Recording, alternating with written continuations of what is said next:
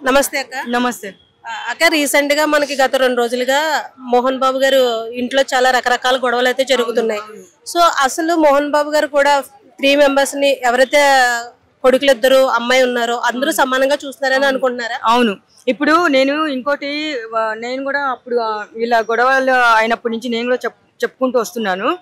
First ఏంటంటే ఇప్పుడు మంచు మనోజ్ గారు ఒక అక్కగా చెప్తున్నా నేను ఏంటంటే మోహన్ బాబు గారికి చాలా పేరుంది. ఇప్పుడు చిన్న పిల్లలప్పటి నుంచి ప్రతి ఒక్క సినిమాలో ఆయన చాలా కష్టపడ్డారు. ఆయన కష్టం మామూలుది కాదు. కానీ ఇంకోటి ఏం చెప్తున్నానంటే ఇప్పుడు ఆయన సంపాదించిన లక్షల కోట్లు కానీ 3 పిల్లలకు సమానంగా ఇస్తారు, ఇవ్వకుండా ఉండరు. కానీ నేను ఇంకోటి ఏం చెప్తున్నానంటే ఇప్పుడు తల్లిదండ్రులు ఆస్తులు ఎవరికి ఇస్తారు? పిల్లలకే ఇస్తారు. అది ఎప్పుడు ఇవ్వాలి ఏంటనేది ఆయనకు తెలుసు. ఈ లోపల వీళ్ళు తండ్రి మీద కేసు కొడుకు పెట్టడము, కొడుకు మీద కేసు తండ్రి పెడితే తప్పు లేదు, కానీ కొడుకు పెట్టకూడదు 100%. అది నాకు మంచిగా అనిపించలేదు. ఏంటంటే ఇప్పుడు నాకేంటంటే మంచిగా కూల్గా కూర్చొని మాట్లాడుకొని ఎవరి ఆస్తి ఏంటి, ఎవరిది ఇంత వస్తుంది అని చెప్పేసి వాళ్ళు పిల్లల్ని దగ్గర తీసి అని ఇచ్చేవారు. కానీ ఈ లోపల ఏమైందంటే ఎవరో మాటలు విని తండ్రి మీద కేసు పెట్టి తండ్రిని కొట్టడానికి పోయేసి ఇట్లానికి డిప్రెషన్కి గురి చేసి కోపానికి గురి చేసి మొన్న రీసెంట్గా జర్నలిస్ట్ని కొట్టారు. అవునా? అది తప్పు. మనం కూడా చేయకూడదు. ఎందుకంటే జర్నలిస్టులు మీడియా వాళ్ళు ఏంటంటే పోలీసుల కంటే ముందు సమాచారం అందించేది వాళ్ళే కదా. వాళ్ళని ఆయన TV9 అని కొట్టారు. అది కొట్టకూడదు. దానికి మాత్రం నేను కొంచెము బాధపడుతున్నాను. ఇంకోటి ఏం చెప్తున్నానంటే ఇప్పుడు సెకండ్ మ్యారేజ్ చేసుకున్నారు. సెకండ్ మ్యారేజ్ చేసుకున్న తర్వాతనే గొడవలు స్టార్ట్ అయినాయి. మంచు మనోజ్ గారు భార్య వల్లనే ఈ గొడవలు అన్ని స్టార్ట్ అయినాయి. అంటే ఇప్పుడు ఆమె ఫోర్స్ చేయబట్టే కదా తండ్రి మీద ఇట్లా కొడుకు పోయే ఛాన్సెస్ ఉంటాయి. కొంతమంది ఏమంటున్నారు అక్క, వాళ్ళకి ఇప్పటి నుంచే గొడవలు కాదు, ముందు నుంచి ఉన్నాయి అన్నతమ్ముళ్ళు ఇద్దరికే అని అంటున్నారు.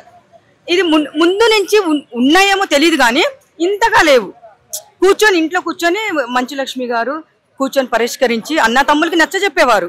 అది కూడా మనం చూస్తూ ఉంటాం అప్పుడప్పుడు.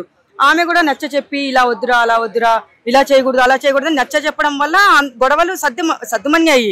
ఎప్పుడైతే ఈ పాప పుట్టిన తర్వాత, మొన్న రీసెంట్ గా డెలివరీ అయింది కదా, పాప పుట్టిన తర్వాతనే అప్పటి నుంచి గొడవలు స్టార్ట్ అయినాయి వాళ్ళకి. నేను ఒకటే చెప్తున్నాను, నేను ఇంకోటి ఏం చెప్పదలుచుకుంటున్నానంటే ప్రతిసారి చెప్తున్నా, తల్లిదండ్రులు లేనిది పిల్లలు ఎక్కడ? తల్లిదండ్రులు సంపాదించిన ఆస్తులే కదా పిల్లలకి. వాళ్ళు లేనిది పిల్లలు ఉన్నారా చెప్పండి? డబ్బైనా సరే ఏమైనా సరే పిల్లలకే ఇవ్వాలి, పిల్లలకే ఇస్తారు. కూల్గా మాట్లాడుకొని ఆస్తి పంపకాలు చేసుకుంటే బాగుంటది. ఆయన పెద్ద మనిషికి అంత బాధ పెట్టద్దని నేను కోరుకుంటున్నా, రిక్వెస్ట్ చేస్తాను. ఫ్యామిలీలో అందరూ ఇన్వాల్వ్ అయ్యారు కానీ మంచు లక్ష్మి గారు ఇన్వాల్వ్ అవ్వలేదు. దీని వెనకాల కారణం అంటే మనం కూడా ఇంకోటి ఆలోచించాలి. ఎందుకంటే ఇద్దరు అన్న తమ్ముల మధ్య ఆమె చెప్పుకుంటూ వచ్చారు. కానీ తమ్ముడు వీళ్ళు వినే పరిస్థితులు లేరంటే ఏ అక్క అయినా ఏం సపోర్ట్ చేస్తుంది? ఎందుకంటే లక్ష్మీ మంచూరి గారి తండ్రి అంటే అంత గౌరవం, తమ్ముడు అంటే అంతే ప్రేమ. సో మధ్యలో అటు ఇటు అవుతుంది. ఇంకోటి ఏంటంటే ఇతను కూడా తాగుడికి బానిసైపోయాడు మనోజ్. అవునా కదా? బానిసైపోయి వినే పరిస్థితుల్లో లేడు. మనం ఏమన్నా చెప్తే మనకేదన్నా తిరగబడి నన్ను కొడితే ఏంటనే పాపం ఆమె కూడా ఆలోచించి ఉండొచ్చు కదా. ఒక ఆడపిల్లగా ఆమె చేసే ప్రయత్నాలు చాలా చేస్తుంది మంచు లక్ష్మి. ఆమె ప్రతి ఒక్కటి మంచి ప్రయత్నం చేస్తుంది. మనం ఆమె ప్రతి దాంట్లో వీడియోలో చూస్తున్నాం. మనము అందరికి మంచిగా ఫ్రెండ్లీగా ఉంటుంది. ఇద్దరికి తమ్ముళ్ళకి ఎంత ఫ్రెండ్లీగా ఉంటుంది ఆమె. అన్నదమ్ముళ్ళలాగా ఒక ఫ్యామిలీలో ఫ్రెండ్స్ లాగా ఉంటారు వాళ్ళు. అలాంటిది వాళ్ళు వినట్లేదు, ఆ పరిస్థితుల్లో ఆ సిచ్యువేషన్లో లేరని చెప్పేసి ఆమె కూడా పక్కన ఉండొచ్చు. అది కూడా కారణమే. మోహన్ బాబు ఫ్యామిలీ మన ఫ్యామిలీ అనుకోని, సో ఆ ఫ్యామిలీ గురించి ఫైనల్ గా బాగుండాలంటే మీరు ఏం చెప్తారు? ఒక మాట నేను ఒక్కటే చెప్తాను. ఇంకా మనోజ్ గారికి కానీ, తమ్ముడు మనోజ్కి, విష్ణు అన్నయ్యకి, వీళ్ళందరికీ నేను ఏం చెప్తున్నానంటే ఒక అక్కగానే చెప్తున్నాను. నాకంటే చిన్న వాళ్ళు, నేను ఒక అక్కగానే చెప్తున్నాను.